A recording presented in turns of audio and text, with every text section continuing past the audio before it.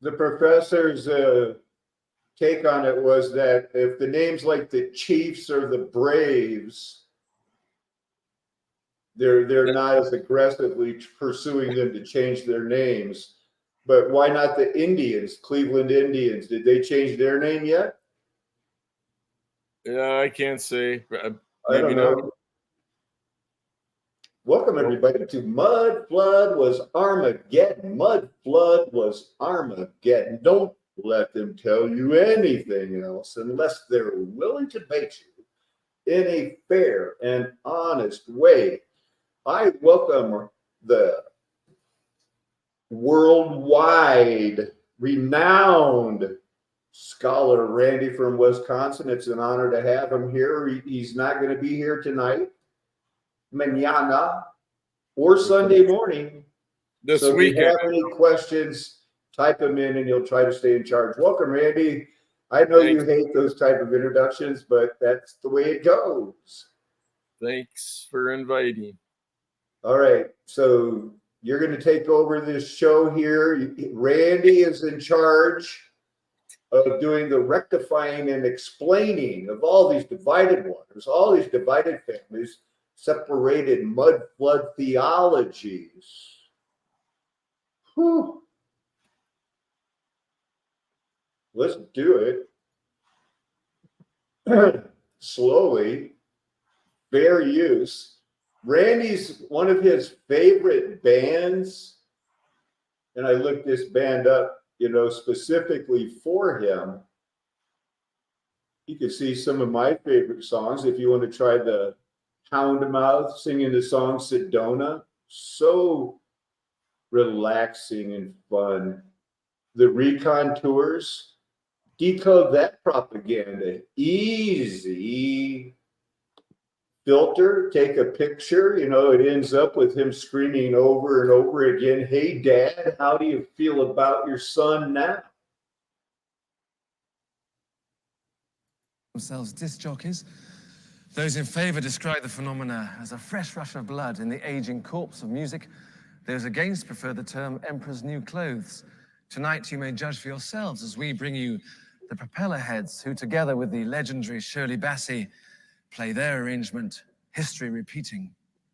Yeah, Shirley Bassey, early in the 1960s, when we were young men. We weren't even in our teens yet for most of the 60s, Randy. Yeah, it was late, yeah. But Shirley Bassey was propped out there as like, let's put a Black woman singing the 007, Ian Fleming. We know all about his past with Aleister Crowley and everything else. Everything from 007 to Chitty Chitty Bang Bang. Thank you. And now they're tying in Shirley Bassey, and they brought them back with the Propeller Heads. Because why? Randy, this is just adding to your history knowledge. It's always history repeating. Seems like.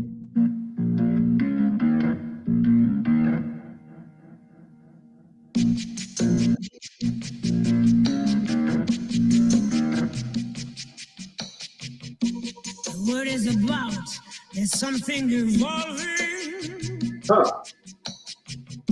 Whatever may come, the world keeps revolving. Does it really? They say the next big thing is here. That the revolution's near. But to me it seems quite clear that it's all just a little bit of history repeating. I think that pretty much explains it, Randy. It always has been. What goes around comes around, eh? Because they keep it coming around. They got, subdued, they're, bringing in the girl. Let's pump up this same song from the 60s. It was approved then, so it must be approved now as could be the Freemasons, the Rosicrucians, the John Birch Society sending us message that it's always history repeating. She probably was one of those MK Ultra. She's got isn't that a leopard print skin? I mean, they always do that. But, as long as at the end, nothing's going to change because it's a fusion of jazz and new age back in rabbit trail. What is history repeating? What's a new twist you could add to it? Maybe some white man breakdance.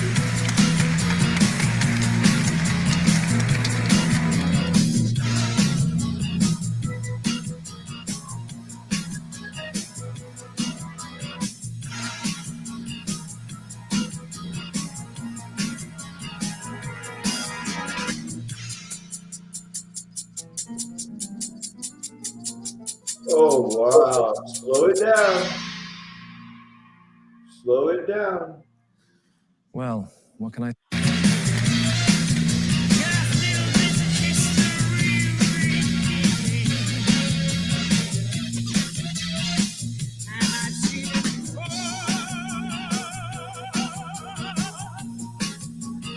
Well,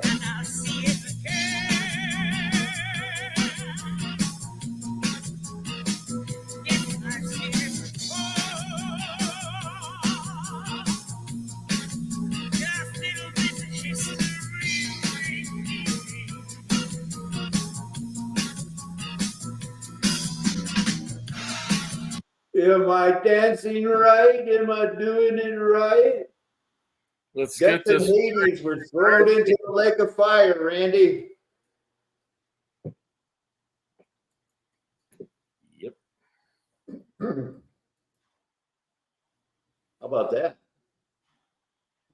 History is repeating because they want it to be repeated. They want these little rabbit trails. They want people, I counted that list of things that one day women would consider it important or did consider it important in Isaiah when they went, tinkling with the bells on their feet, and 25 different things that those women had to feel, like with the brooches and crisping pin, whatever that is. But there's 25 different things that the fashionable woman would have worn that Isaiah was going like, you're forgetting God somehow in all of this.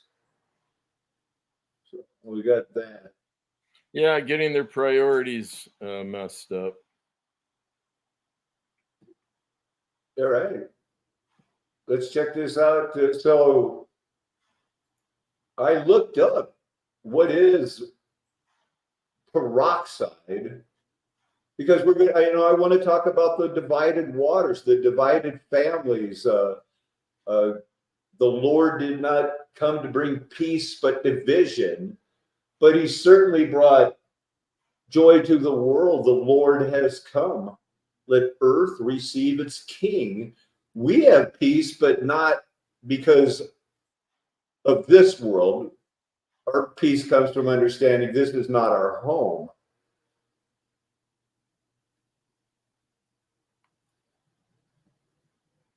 Chemistry, peroxides, group of compounds, and they show water. Nice. With the structure of ROOR, where R is any element.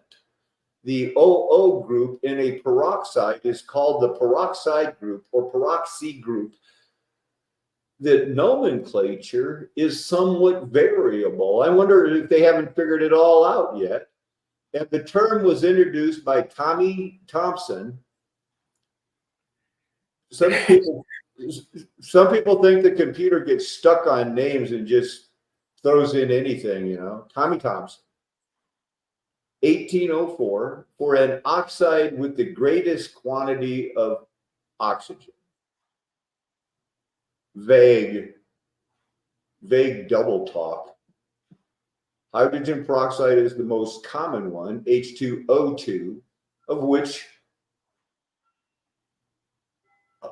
Wernher von Braun used for his steam rockets, the Redstone engines, the Mercury rockets, where Evel Knievel's motorcycle rocket was steam powered by hydrogen peroxide being let loose through a small nodule called a rocket, right, the head of the rocket. So this is part of water, Randy. Crazy, right? For some reason it does. There's peroxides. Oh, I have already organic peroxide pulled up. Boring. These are organic, containing functional groups.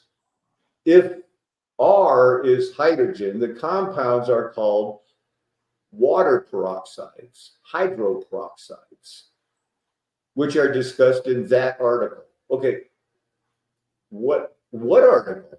Where's the footnote? Where's the article referenced? I clicked on organic peroxide, started reading, finished the first sentence, got to the second sentence. They're addressing some article that I haven't. They've lost me already, Randy. No wonder nobody likes Wikipedia, even if, like I mostly use it for the footnotes and to see what they're trying to brainwash us in.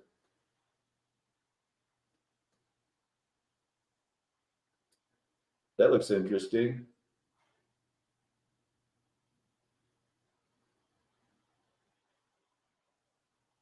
So like I said, we're going to open this up for Randy here. I'm going to set him up. Look at this. It's like almost like a not happy face, huh?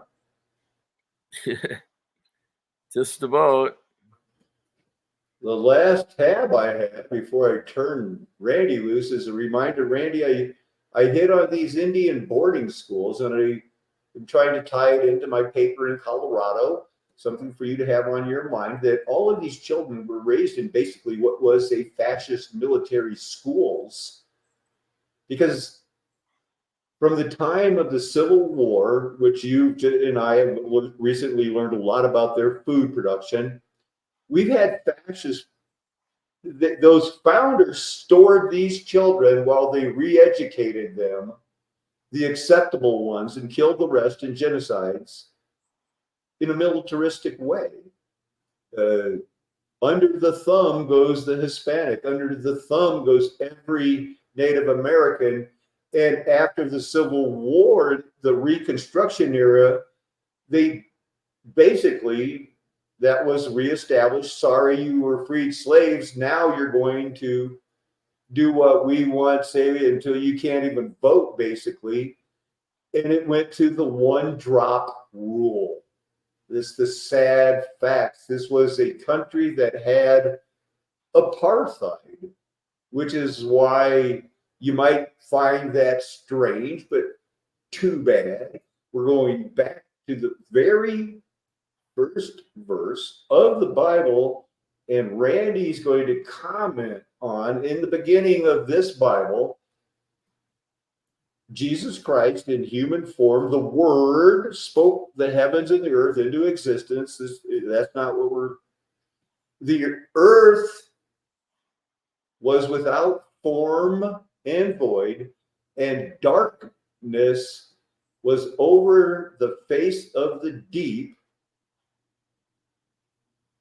and the Spirit of God was hovering over the face of agua.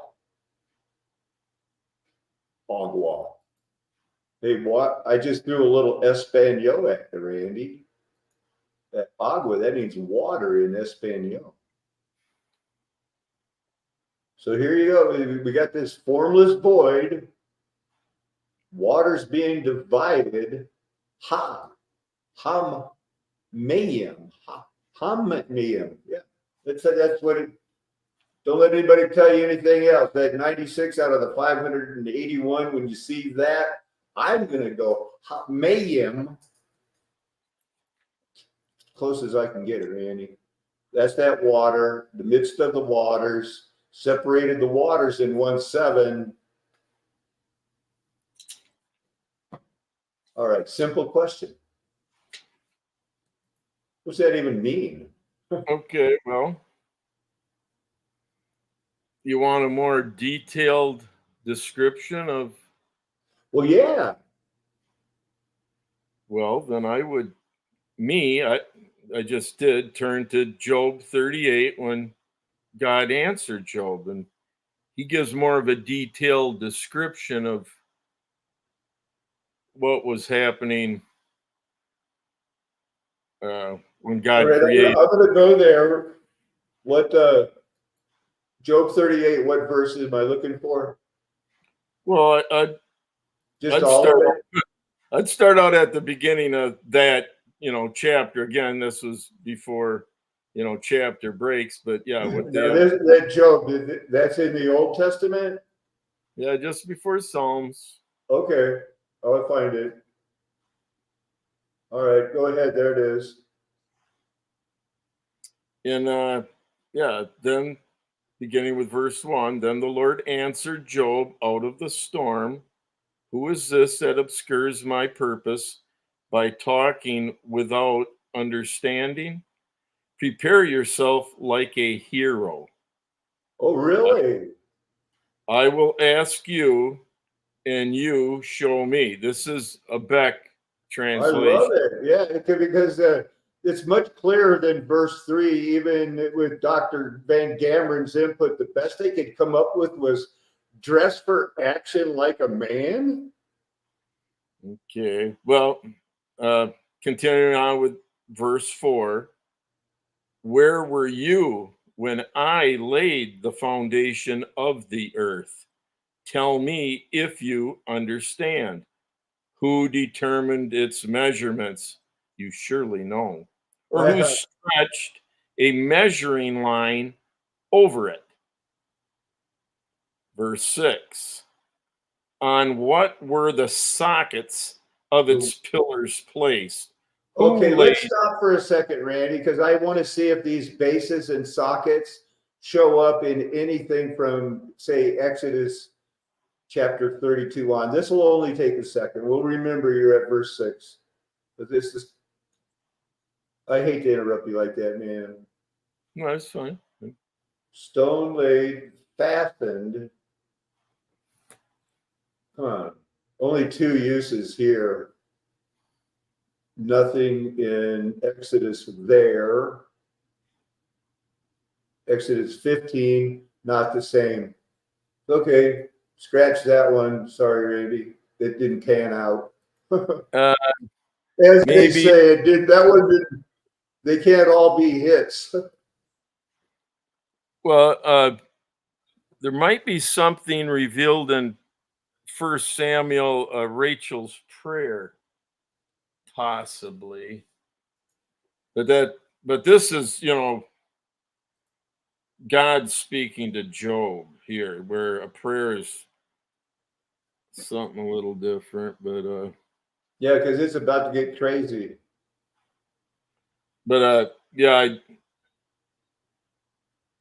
you want me to continue with Yeah, go verse? ahead. Go Or ahead, blow I'll their start with minds. 6, because see, they're changing, or how they do the reference. 7 is in the middle of a sentence or whatever, but I'll start on 6. On what were the sockets of its pillars placed? Who laid its cornerstone? Verse 7. While the morning stars sang together and all the sons of God shouted for joy. Then verse 8. Who shut in the sea with doors when it broke through and came out of the womb, when I made the clouds its garment and dark clouds its swaddling band, when I prescribed its shoreline and set up bars and doors and said, you may come this far, but no farther. Here your surging waves will stop. Then verse 12, did you ever in your life give orders to the morning or send the dawn to its place so it could take hold of the earth by its borders and shake the wicked out of it? Verse 14, Wow. the earth changes like clay under a seal. Parts of it stand out like folds in a garment. The light of the wicked is taken away. His raised arm is broken. Okay. let's before you get into the next quote, verse 14, it changes like clay under the seal. Randy, why is there so much lithium in some clay? Well, being that, body parts and the chemical, compound of the body at the time when it was Oh, yeah. Because lithium also has psychotropic properties. So those Nephilim or humans would have been releasing the naturally occurring organic lithium into their body. It seems so logical to me. and that's why you find it where you find it. Okay, sorry to interrupt you. Continue. Please do.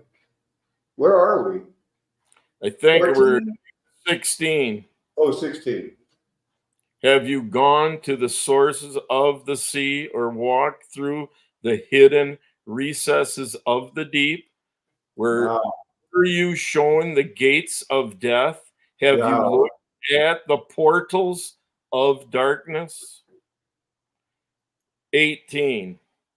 Do you realize how broad the earth is? Tell me if you know it all.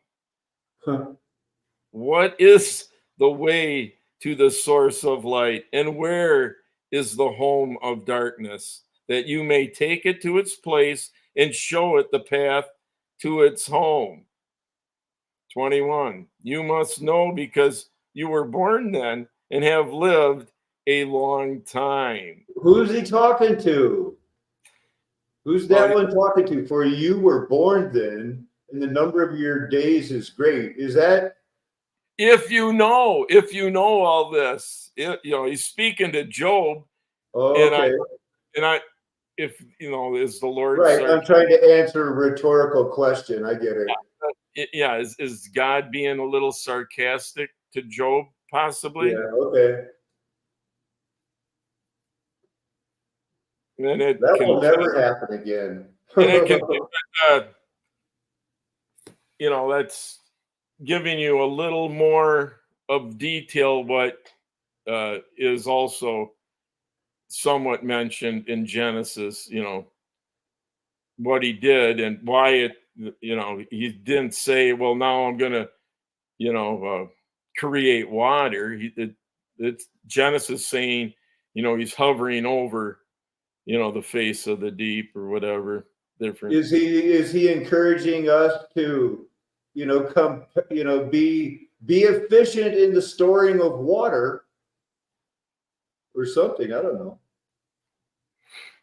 Yeah, he's given a more of a brief overview. But yeah, there's a little more detail here in Job as he's speaking.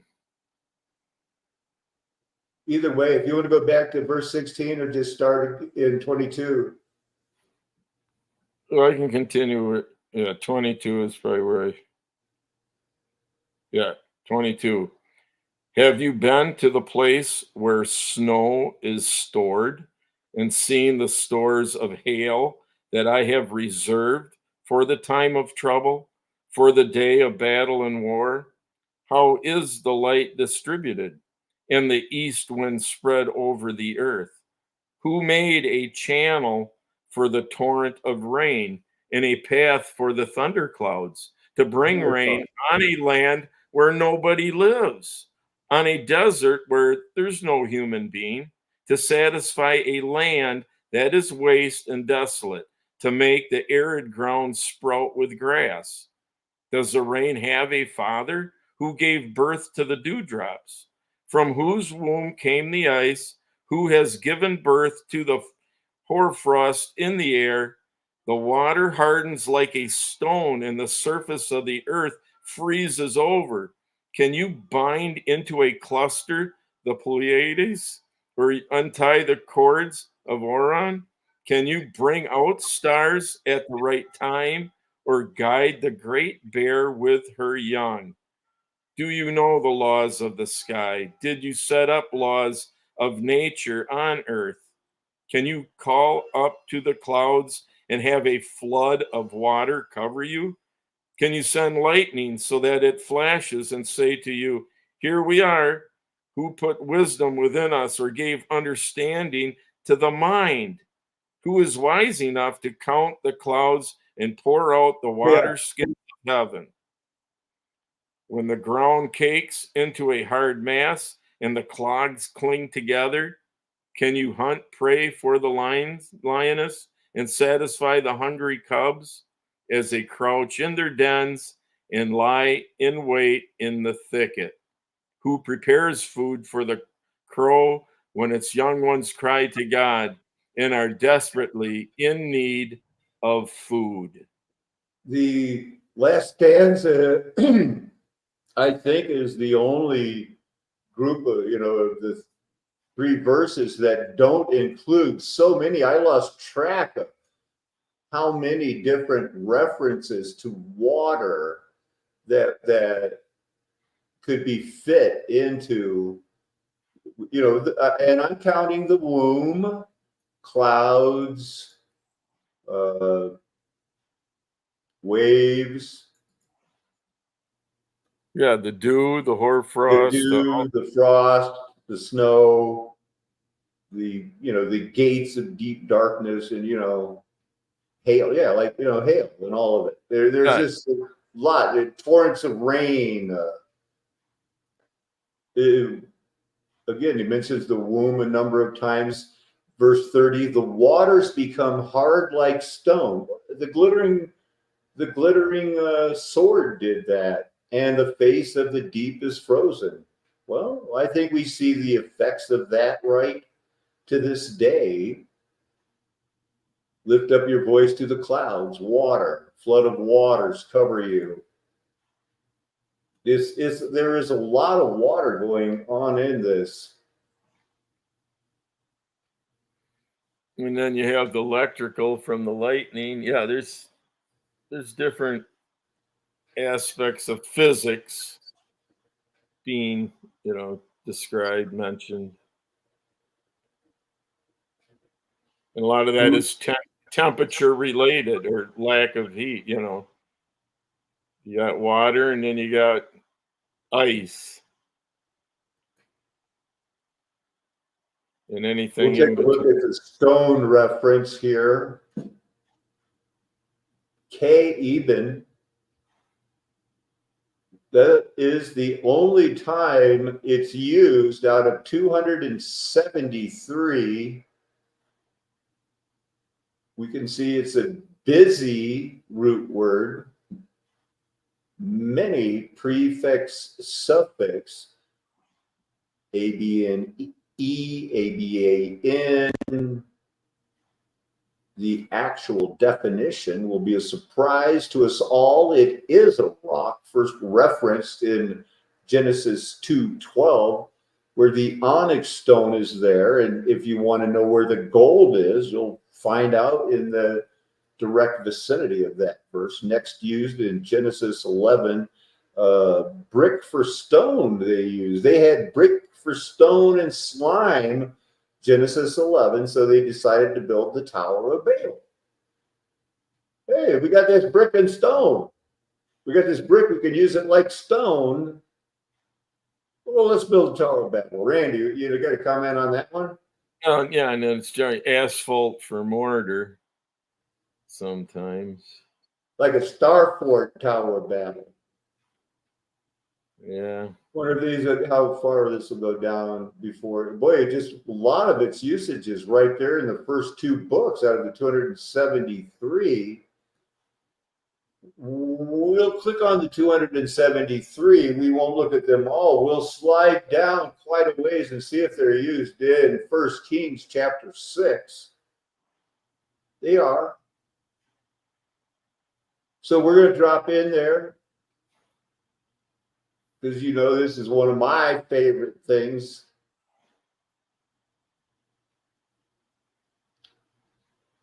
The house that King Solomon built for the Lord was 60 cubits. Randy, you know that the cubit of a man is the same as the cubit of an angel? I've heard that. Yeah. 20 cubits wide, 30 cubits high. The vestibule in front of the nave of the house was 20 cubits long. If you're keeping up, we're doing a lot of sacred geometry here. 10 cubits deep in front of the house. He made for the windows recessed frames, and we know how those look. They're usually stepped down during that recess. He also built a structure against the house, running around the walls of the house, both the nave and the inner sanctuary. He made the side chambers all around. Lowest story was 5 cubits. Middle one was 6 cubits. I think you brought this up like a reverse pyramid one time, Randy. Yeah. Now, here we go. How did they do the Starfort building in the Bible? Well, when the house or the temple or the fort was built, it was with stones prepared at the quarry, so that neither hammer nor axe nor any tool of iron was heard in the Starforts while they were being built. Being assembled. Being assembled. Being assembled. That's right. Yeah. Is that, are you there with Dr. Beck's American translation? Verse 7? You said 1 Kings. Chapter 6, verse 7. I'm near. I'm getting close. Chapter 6, verse 7. Yeah, he has in the building of the temple. Okay.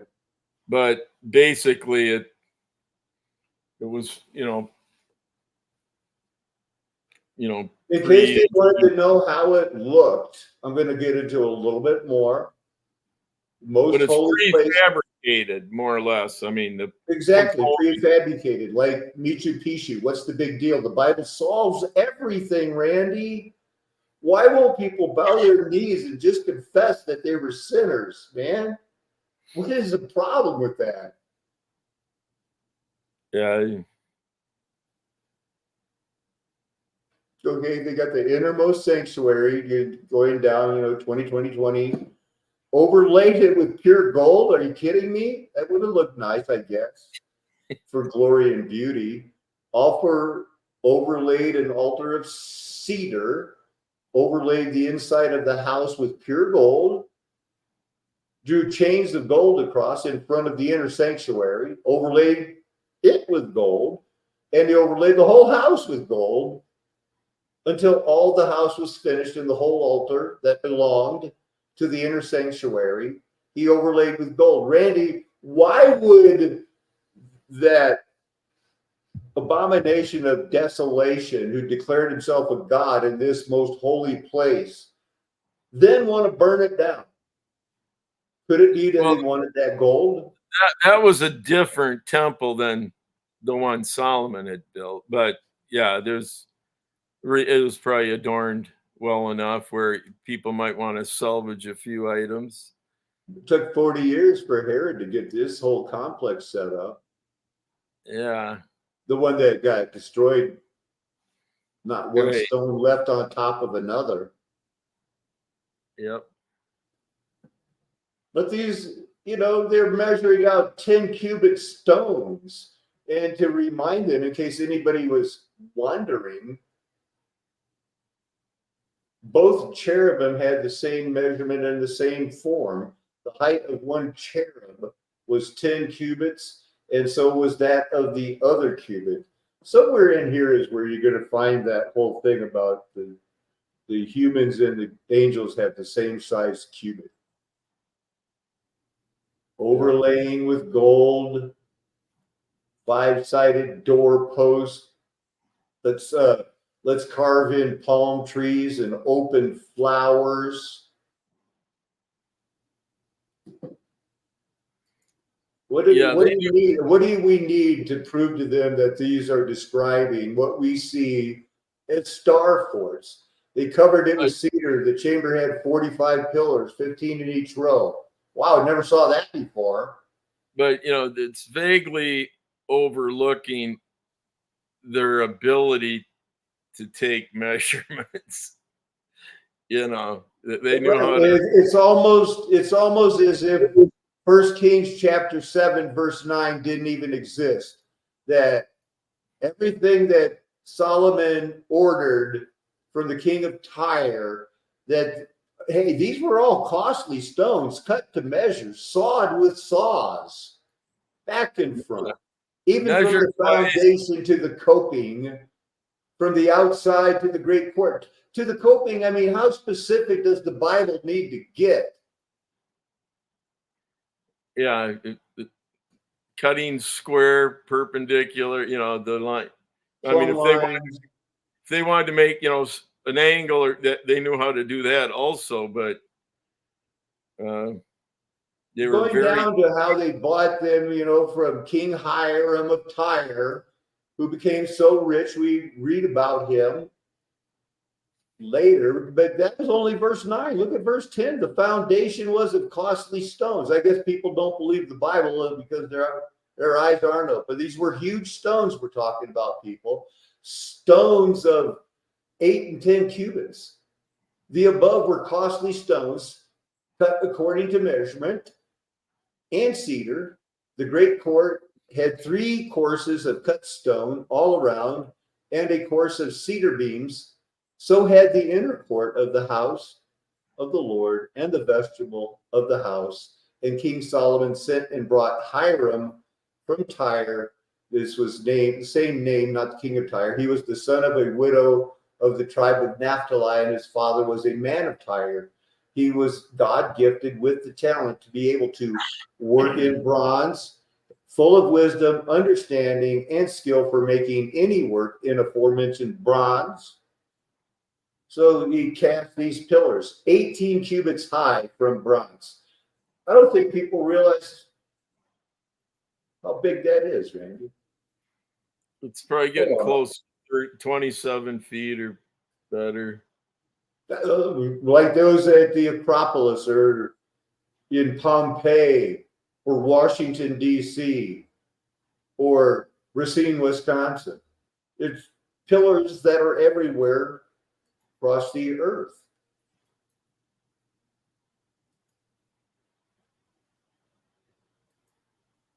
So how can we tie it into water and give them something? I don't want to go into my grades and everything. As I shared to you, it looks like I'm going to be okay as far as like, you know, my first semester in grades at university. And they know everything about I believe in the added 1,000 years and what I teach. And I'm still going to get an A. I'm pretty happy with that. Yeah, you should be pleased, I suppose. Yeah. Next year, Lord willing, I'd like to take the history of Ireland. That's a 371 level class that will apply to any major in any, you know, it's a good class to take. I'd like to continue in sculpture. And then it gives me, you know, I'm going to look into only taking 3 classes. I'll still be considered full-time. So my scholarship will stay in force. So I have 1 more class. I'm thinking philosophy,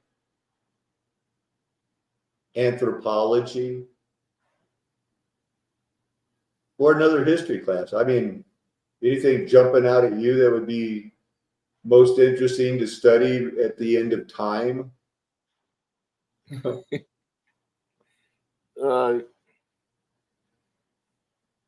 guess I was going over Hannah's song in 1 Samuel chapter 2, and then hers. Yeah, the pillars of the earth are the Lord's.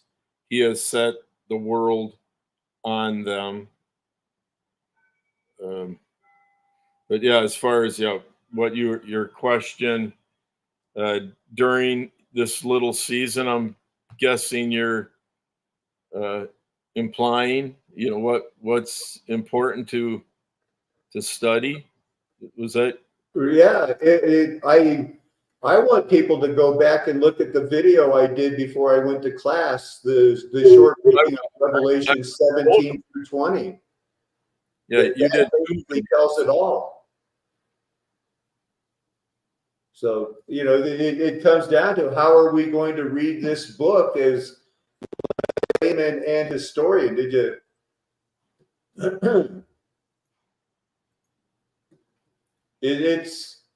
It's pretty hard for me to be worried about anything they think. You know, here's an explanation of the thumbnail. Since September 9th through December 7th, and this is when I enrolled in school, I had 25,000 views. 5,000 hours people volunteered to watch my videos.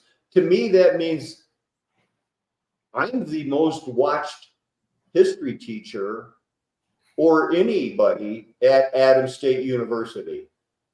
Nobody had 25,000 viewers and 5,000 hours of viewing time. No, that's not what they're teaching. And that's about the same as before. And being thrown in jail without due process for a week, that happens. But thank you, Lord. So almost 800 views in the last 48 hours. I have to be very content, Randy, with where the Lord has me at this time.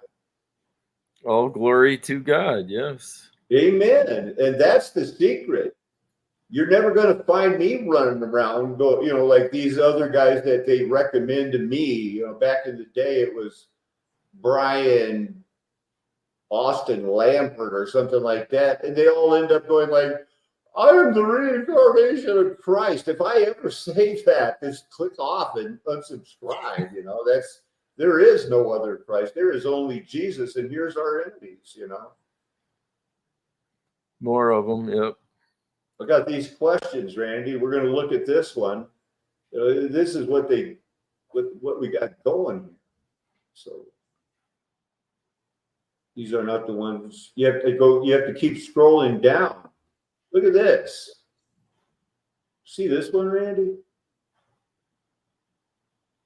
Is it possible that you are wrong?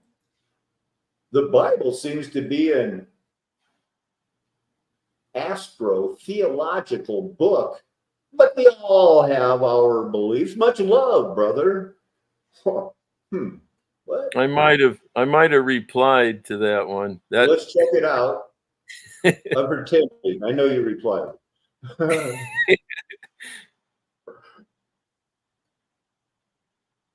Yeah.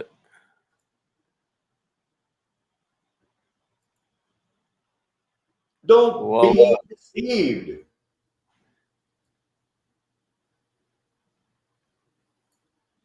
Okay, we're going to read all of this. This will be a good reminder of what we refer to as a truth bomb. You might want to copy and paste this and save it onto your desktop if you ever want to go and feel like dropping it in. My response to the brave Caucasian is, you only think you're being brave right now. Your future will involve bravery at the level of which I hope you're getting prepared for right now. Is it possible I am wrong? Not to me. No, I cannot deny, as much as Jesus can't deny himself, I can't deny what I believe were visions and have led me down the path to expose the Freemasons, the Roman Catholics, the John Birch Society, because they're reading the Bible wrong and not in order. The Bible seems to be an astro-theological book. Well, maybe, but the Bible tells us not to be involved in the astro-theological part of it. The Bible never says that the zodiac is stupid. It says don't do it. We don't need it. We don't. So no doubt, we all have our own beliefs. I don't honestly think she understands what love is. Now, Brother Randy, do you want to read this or do you want me to read it? Oh, I don't mind reading it. Go ahead. Now, this is what Randy basically has been working on, and it's basically our catechism in a way. So, go ahead, Randy. Yeah, this is along. And do give some explanation when you feel it's necessary, okay? Well, hopefully it's all self-explanatory. And it's been in this form now for several months, so I haven't been doing much editing with this, but don't be deceived. With the dumbing down of this world's populace, the only requirement, disclaimer, to begin with, is to agree that we all live on any outer side of a spinning, wobbling ball rock with bent liquid surface water that's being hurled into an ever-expanding vacuum universe while maintaining a pressurized atmosphere. Wow. And where I live, daylight varies between 9 and 16 hours a day between seasons. That will not happen within that previous agreed required disclaimer. Also, every year on July 8th, over 90% of this world's land masses shares the same, not amount, sunlight at the same time.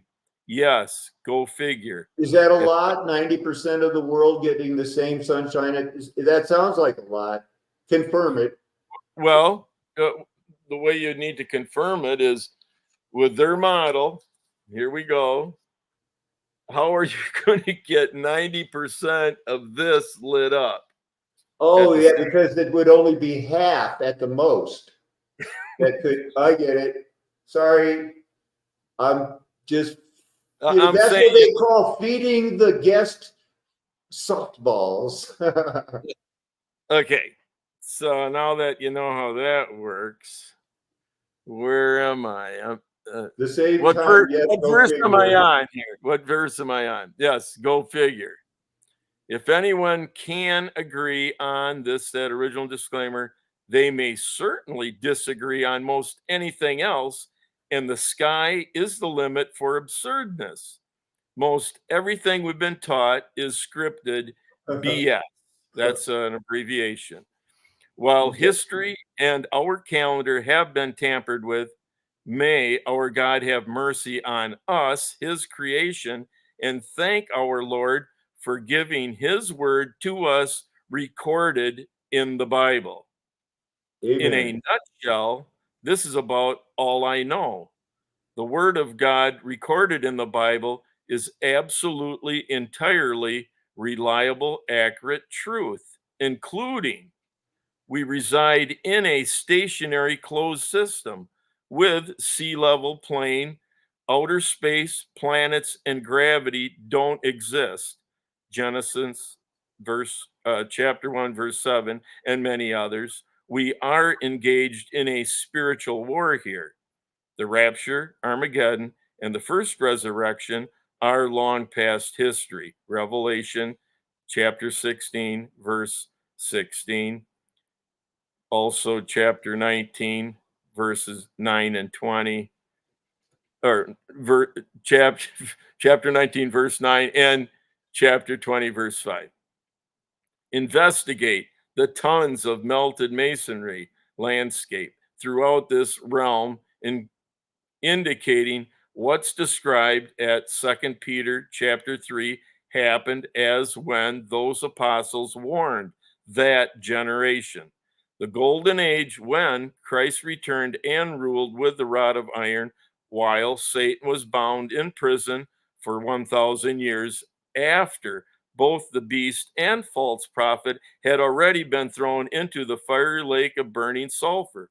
Revelation chapter 20, verses 1 through 3, has passed. Our calendar we currently use has been tampered with.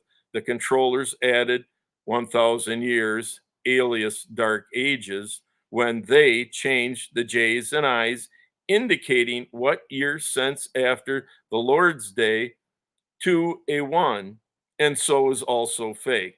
Examine old dated maps, coinage, and other artifacts, weeds in his wheat. The devil has been set loose for this, his grand finale of deceiving the nations once again. We are now living during this last age of Gog and Magog, Revelation chapter 20, verses 7 and 8.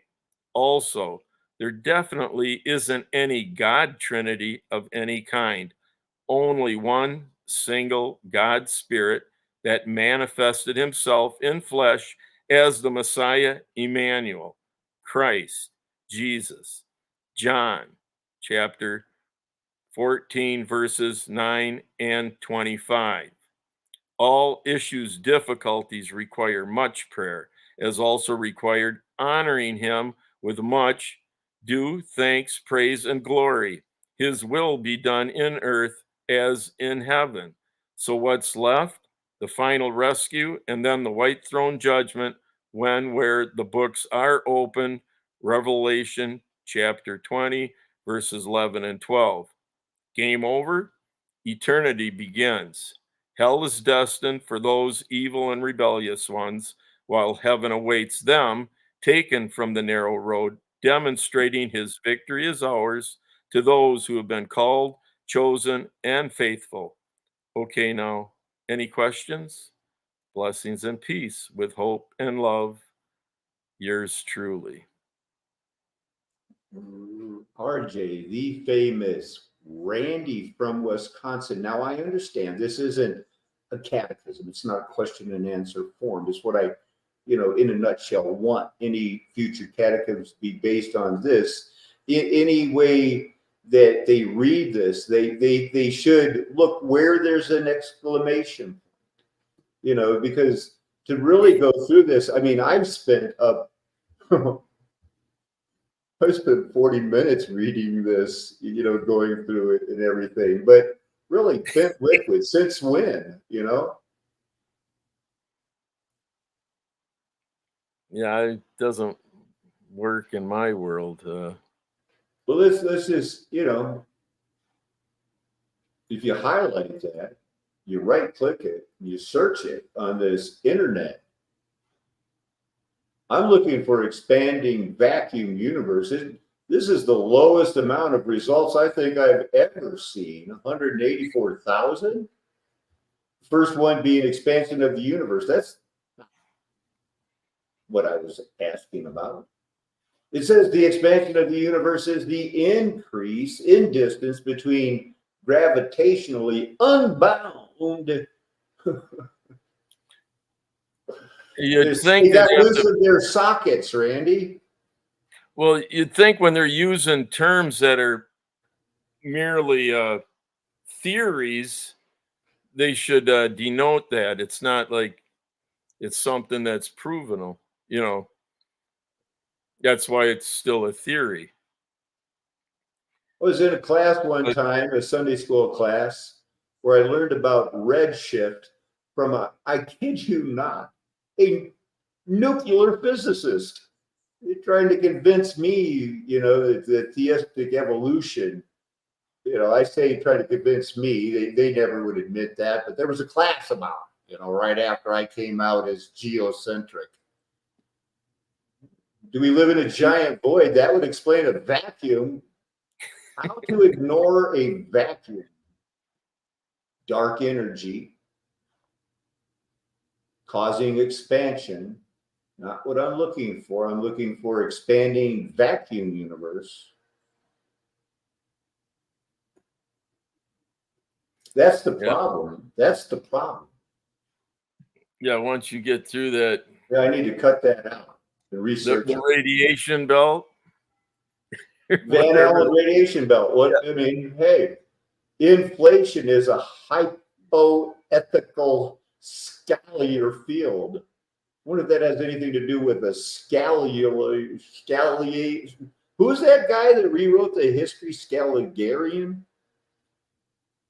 Okay, yeah. All right, so we're getting closer because we're looking at now an expanded vacuum is in play here. Inflation field, hypothetical scholar field, which is conjectured to have driven the cosmic inflation, all right, in the very early universe, not the Big Bang, but early. This field, the polyethical scholar field. The last one had theory in it, so you can. Yeah, right there. Vacuum. And we're going to come up against a vacuum pretty soon. I feel it. Come on. There it is. Quantum Because field it's has a vacuum state in which I guess the state of quantum fields, which is at locally minimal potential energy. Quantum particles are excitations which deviate from this minimum potential state of energy. Therefore, a vacuum state has no particles in it. yeah, and you know why they have to go to vacuum? Because this whole theory, nothing could suck more than this. Oh, okay. So that's where this is going, to the gutter. Well, in my mind, to eternity and beyond.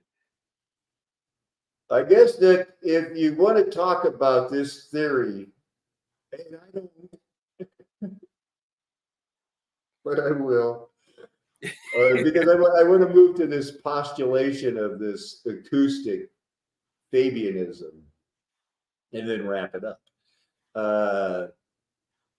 This inflationary theory postulates, that means they got an idea that they could sell you on, that this inflationary vacuum state is not the state with Randy's favorite word. Oh, wait, least favorite word. That's what it is. With the inflationary vacuum state is not the state with globally lowest energy. No, rather, it is a false vacuum. Thank you for admitting it, quantum physics. I've been telling you you're a fraud for 7 years. Also known as a state that can grow amongst itself. That's impossible. Come on. It's not really metastable. In chemistry and physics, metastability donates the intermediate energetic state within the dynamic system other than the system state of least energy. A ball resting in a hollow on a slope is a sample example of metastability. Okay. If the ball only slightly paused, it will settle back in the hollow. These are guys that are getting PhDs. This world can honestly be divided really into two types of people. You want to know who they are, Randy? There are people that don't understand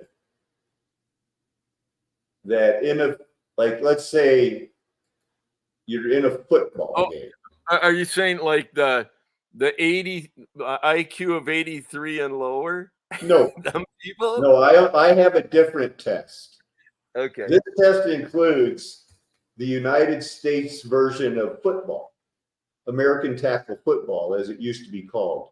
Now, if you have somebody that runs the ball down to the 1 yard line, and then he gets American tackle, that means he can't go any further. That's where the ball stops in play. Now, the two types of people are that, let's say that you have a quarterback that is very famous, that he can draw these people off sides with what they call the hard count. If he draws them off sides, you get half the distance to the goal. There are half or some percentage of the people that is too close to half that believe if you keep doing that, eventually you will get a touchdown. Not understanding that, no, even if it comes down to, if you've run that play 100 times and you're a fraction of an inch, let's say you've gotten down to 1/32nd of an inch.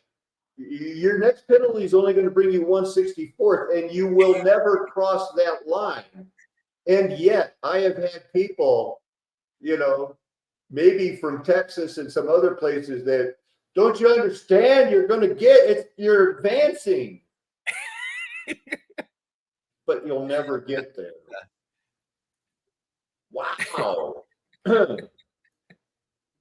We've got time to look at the Nashville bombing of 2020. I mentioned it earlier today. Because Randy, were you the one who sent me about these videos about these kind of buildings without windows? Yeah, and the purpose that they serve. Why do you do that? I'm in finals week, man. These guys, and like looking in the mirror, all I need to do is grow a beard, except my eyes have more blue than this obviously green-eyed devil. Mhm.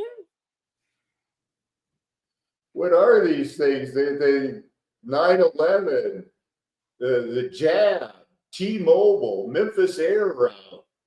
What in the world? He blew it up. He didn't like him at all. This guy's the bad guy, right? He was offended, huh? He didn't like 9/11, but holy cow, I don't either. You know what I mean? Well, He didn't like yeah. the moon landing conspiracy very much. He was into this, Randy. This is one of the most dangerous, insidious things you can ever imagine. The people that believe this think that they don't have to repent from their sins because they're human. They're not reptilian, lizard people. David Icke and the others, Atlanteans, fantasy, myth makers. I want to insult them some more. Endless genealogy chasers. You bunch of endless genealogy chasers, take that. Got him. All right. So we're going there? What do you know about the theosophical ideas of these people? Well, I have no desire to know, but I guess you're supposed to know your enemy, so it isn't going to be a total waste of time. But yeah, their nonsense is anything that can distract you from, time with the Lord, that they think, that's time well spent. But I disagree. But This is not a swastika. It's a swastika with a V because it's going the wrong way. all right. Or not the wrong way. It's Other direction. the exhale take. It's not the intake of the good. It's the get rid of the bad. Now this is from the Madame Blavatsky, Aleister Crowley, Ellen White, Mary Baker Eddy, Longfellow. That's supposed to be a Star of David, or yep, they have it. Yep. These guys. Mm-hmm. Yeah, 1888. Olcott and Blavatsky, founding members of the Theosophical Society. It basically is a religion for white people to put let's get these other people under our thumbs and we'll worry about growing our beards out massively. That is one heck of a beard. Wow, dude. Hey, who's this guy? The Koot Hami? Would you call me? A false Christ that they were propping up. Yeah, they were all in on solar deities, I guess. That's just this NASA's handiwork, or who gets credit for these? Probably the Appleton Junior High School. Yeah. And they're so famous they have a statue somewhere in Russia. They love all that Atlantean talk. Look at that. What is this? So that's in Budapest, Hungary. Almost seems like a different world, a different time. I'm going to look into when, during this break, the 7 resets during the loosing of Satan in between our rescue, were those 7 churches that all fell away when all of Asia had departed Paul. Something was going on. Alice Besant, I believe. Annie Besant. This young man eventually said, you know what? I am not the new Christ. You guys go find somebody else. So that didn't work out very well for them. But they had their own temple. And it's coming down to this. Recent resets. They've hidden all of this from us. They've hidden everything about the 1 drop rule. And oh my goodness. Couldn't get a lot of heads up to Randy about this, but did mention the Riverbank Laboratories.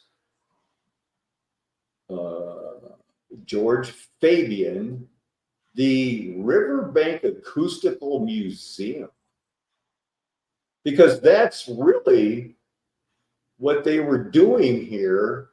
And these were the people, Randy, that ended up morphing into the National Institute of Standards and Technology. You know them as NIST, the government agency that said, yeah, buildings can fall on their own imprint. It might look like a controlled explosion, but it's not. You had to get these people in place in 1913. It's a good find. Yeah. Yeah, it might look suspicious, but yeah, they'll explain to you how it happened. This is a good find, man, because these guys are still working. The National Riverbank National Acoustic Laboratories, they're still in business. These people are still in business because this group that was founded by this maniac is now NIST. They're the NSA. And they're working on sound transmission loss, sound absorption, impact sound transmission, and send power. This means it's already an international standard recognized by the United Nations. This company is still in operation. This is insanity. This guy just was, he also studied modern cryptology, became famous in 1913 because using his fame, he exposed Sir Francis Bacon as a fraud who wrote Shakespeare, going back to John Dee and the King James Version. That's insanity. This morphed into the Armor Research Foundation.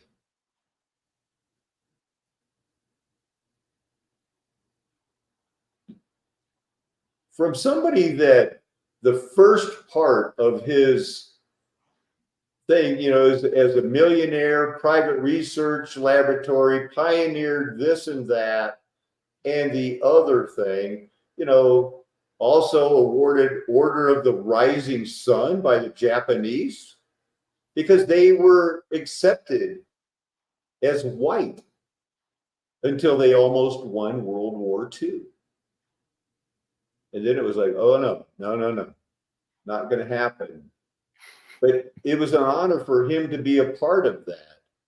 Again, the Baconian theory, which was popular when at that time, not our time, but it is in our time too, because I bring it up all the time. That's what these were for. Let's study that. And then the United States said, hey, can you break this Japanese code in World War I?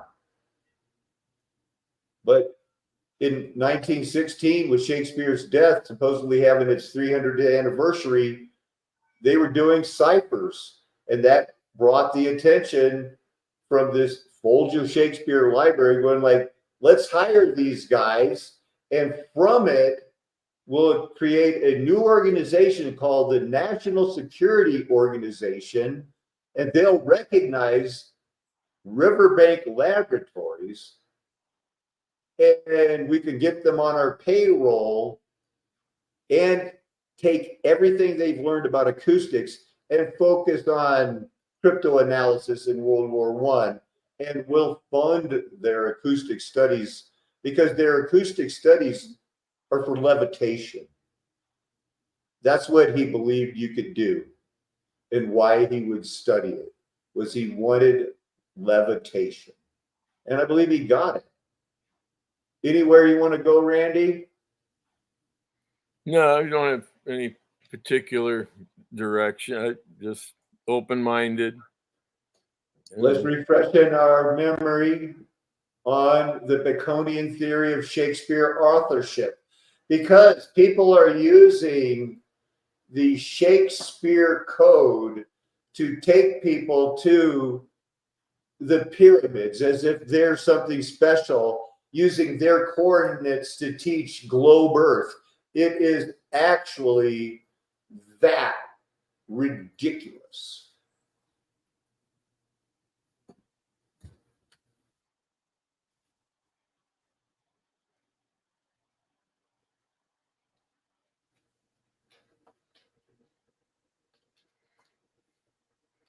Soul Coffee. That's one of my favorite bands. It used to be. And I listened to a couple of their songs recently, and I'm going to use them.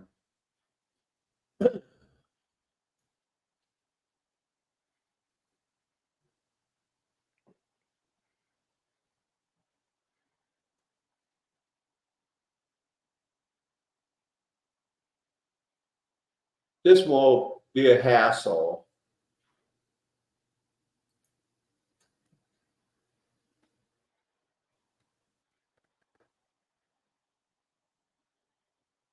Let's see if he takes it to the pyramids in this one.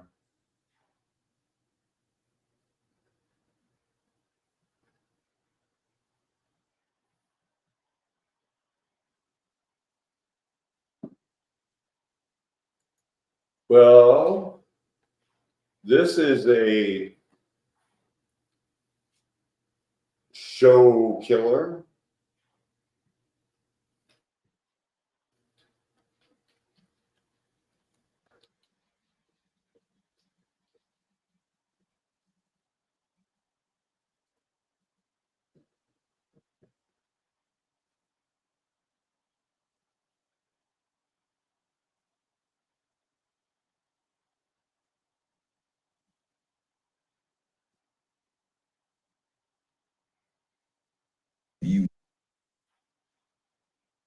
Now let's see. This honestly will play. Makes it a very fundamental number. If he ties it into the pyramids, it might be a good thing.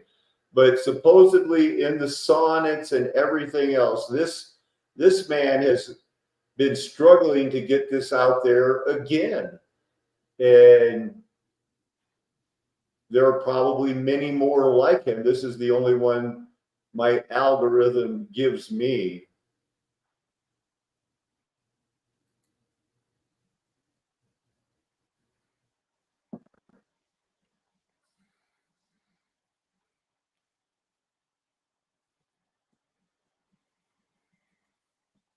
From one of the great damn mysteries of physics, a magic number that comes to us with no understanding by man. You might say the hand of God wrote that number, and we don't know how he put it. But now going back to the pyramid, you saw. Oh, so now it doesn't want to work.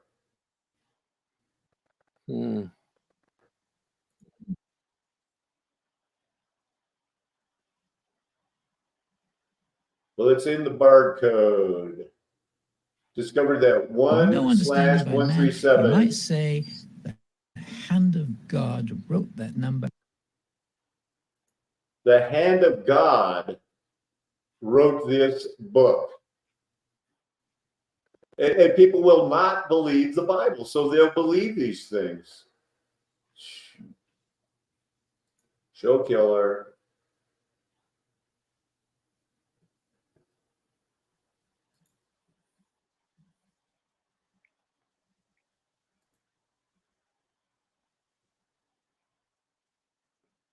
Let's see, what is a bard?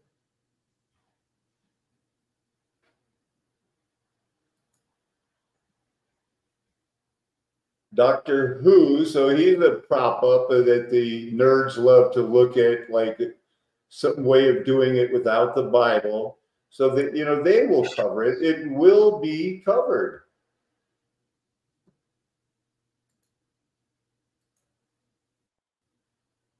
No way. Forget it. So Well, Randy, we got the grades in, we got the weekend set, fine structure constant. The fine structure constant. Oh, interesting.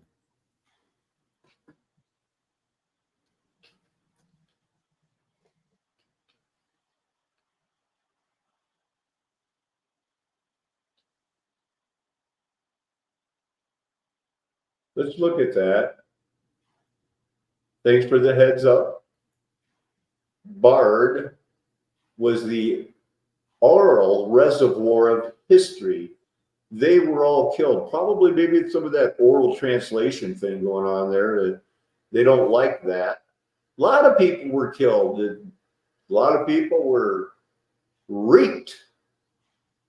Summerfield constant, you could call it that. Fundamental physical constant, which quantifies the strength of the electromagnetic interaction between elementary charged particles.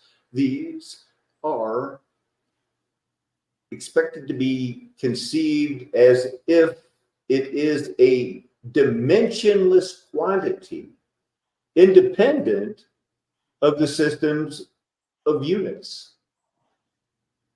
I'm out. Which is related to the strength of the coupling of an elementary charge, E, with the electromagnetic field in this algorithm.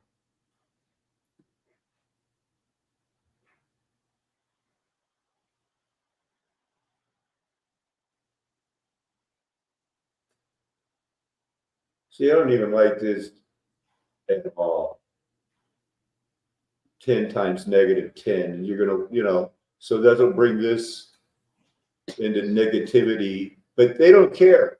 I'm at a point where I don't even like considering the number 0 as a number.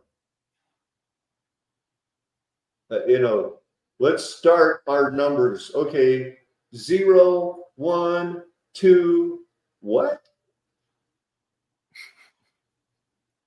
That's not how it goes. So we got that.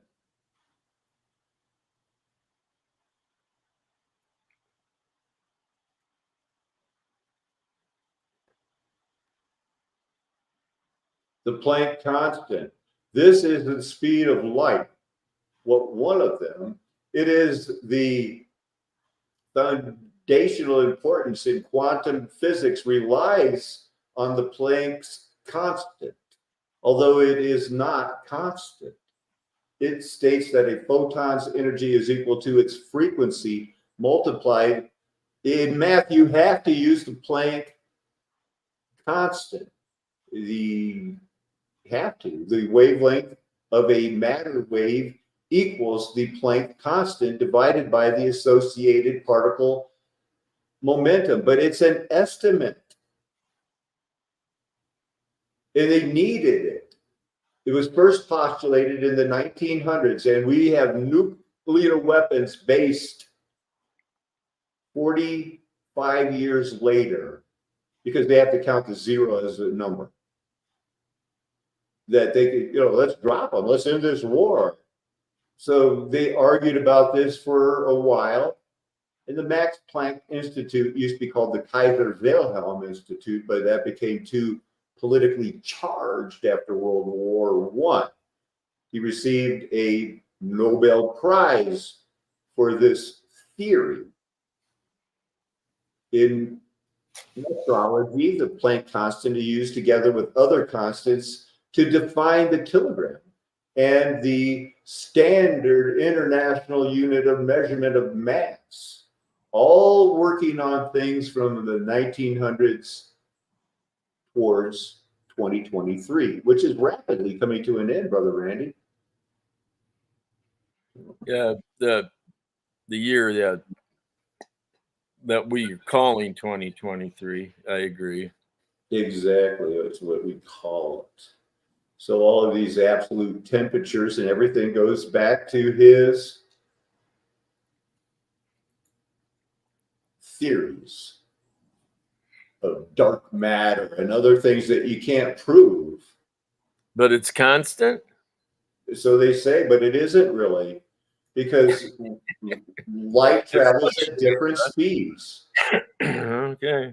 Light travels at different speeds. That's why you have to rely on the uncertainty principle, because this constant also occurs within statements of Werner's Heisenberg uncertainty principle. Given numerous particles prepared in the same state, the uncertainty, well, which way should they go in their position and their uncertainty in momentum obey. It Where sounds the like uncertainty is given as the standard deviation. So although it's uncertain and it could be anything, just round it off. Give it the measured value of its expected value. That's Max Planck's idea for, that's his solution for everything, Randy. Yeah, if you keep it within the ballpark. Yeah. Anyway, this whole frequency and speed of light are just, when you look at that, they're going to refer you to the constants.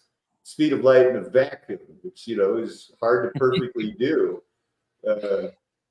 Yeah. Here it is, meters per second, approximating, miles per second. But this has been changed. Let's see, because, well, let's see.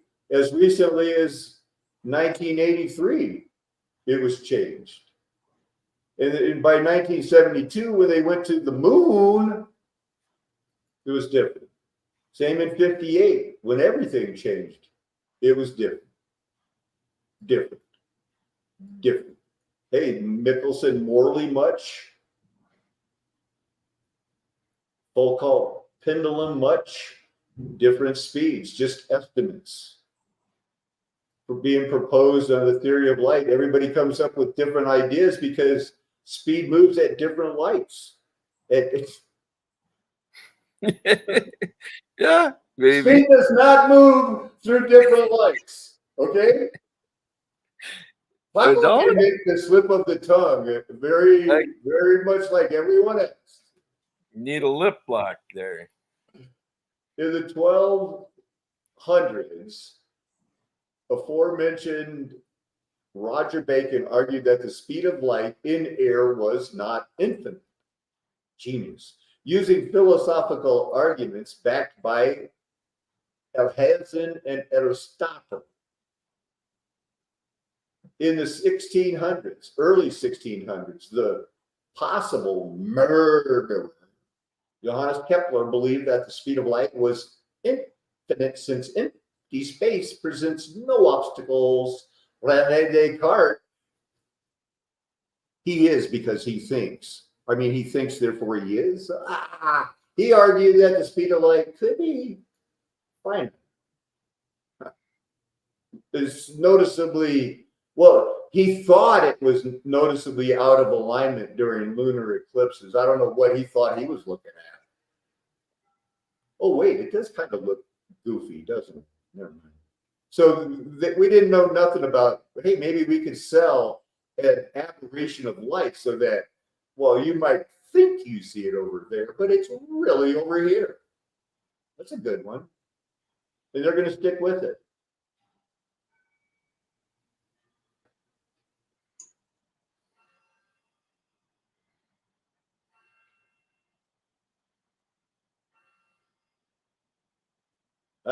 This is there. Where do you go? There's just so much meat. Wherever you turn, they lie.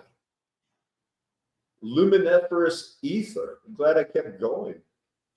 There is a medium, and that means where, you know, like if you do artwork, what medium are you going to use? Canvas, wood, metal, paper. Some sort of mediums are called luminous ether because there is something in this divided water, air, oxygen, that, I mean, if you take an umbrella and jump off your porch, you're going to feel a little bit of resistance because we're not in a vacuum, I guess is what I'm trying to say, Randy. Well, we're not, but once you get out past the Van Allen belt, see then. No, we don't want to die. We got to choose life. You know, we're not Buzz Aldrin and Neil Armstrong that can survive that radiation thing. Hey. You can rely on Photoshop. You know why? Because you have to. Yeah. There's a mile-long vacuum tube. I doubt it. Could be.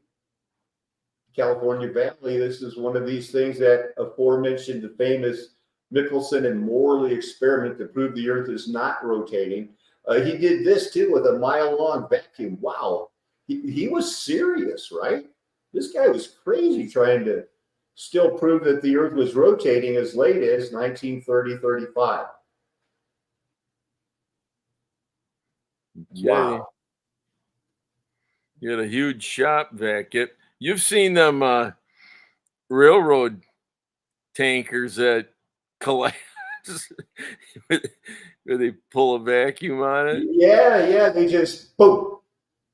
You wouldn't want to. That's what happened to those people that were trying to get in the Mariana Trench to see the Titanic or something. It is weird the way, you know, water reflects different things. It's crazy.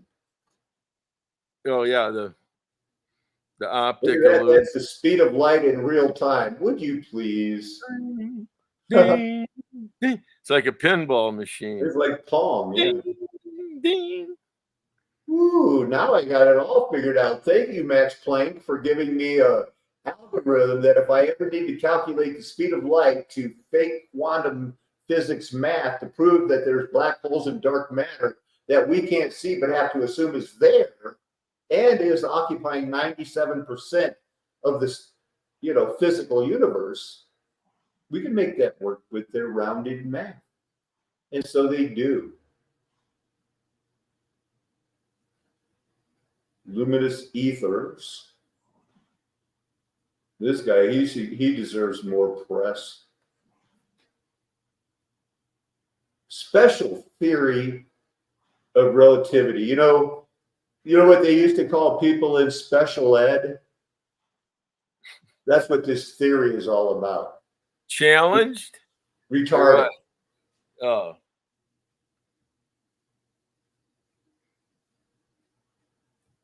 So when was the meter redefined? Looks like 1960. Because they had a new standard for the speed of light then too. New state-of-the-art light. Let's do it in 1960 with that new laser beam. You sure wouldn't want to get cut in half like that with a laser beam. That's scary stuff, man.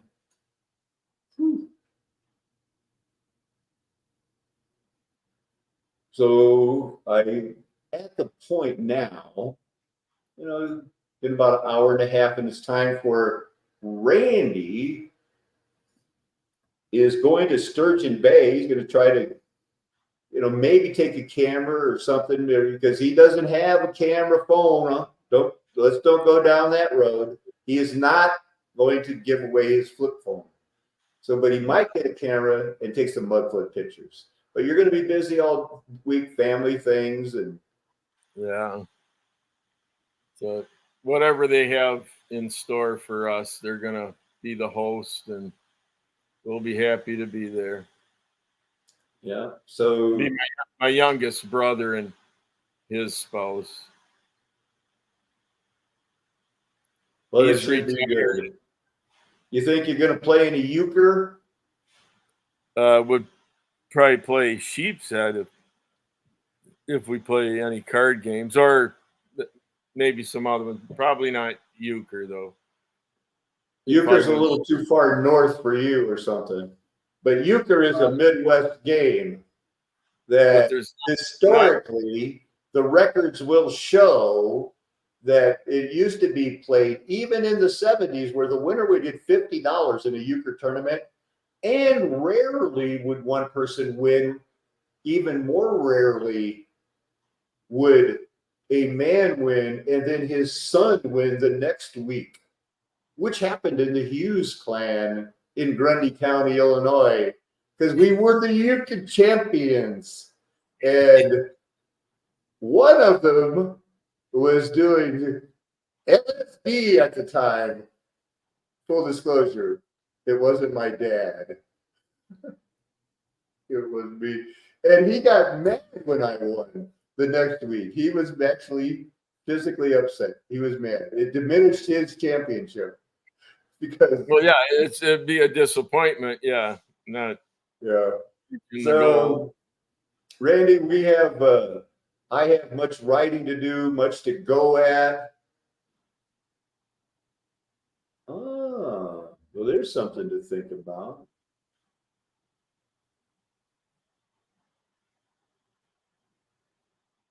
The glorified Kabbalah. Well, are you sharing something here or what? No, I'll just share this comment. Oh. You think it was glamorized Kabbalah? Yes.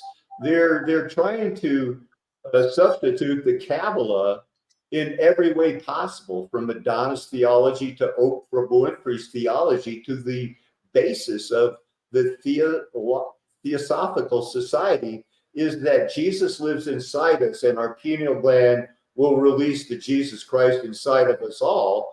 And I agree that there are a lot of, ways you could track the stones crying out and things from the images in the Bible, but anything that takes away from the obvious fact, the Bible teaches that a physical incarnate spirit God. Oh, hey, I gotta go. Okay, brother. I gotta pick the kids up. Oh, sorry. All right. Love you, brother. Man, we just cost him too much time. So with that, you know where I'm going. You've heard it all before. And I'll end it with something else you've heard before. It's a flat earth nation. The golden age is past because Mudflood was Armageddon. Mudflood was Armageddon. We're never going to tell you anything else. Why would we? We're trying to prove that we have your best interest at heart. Amen. Hallelujah.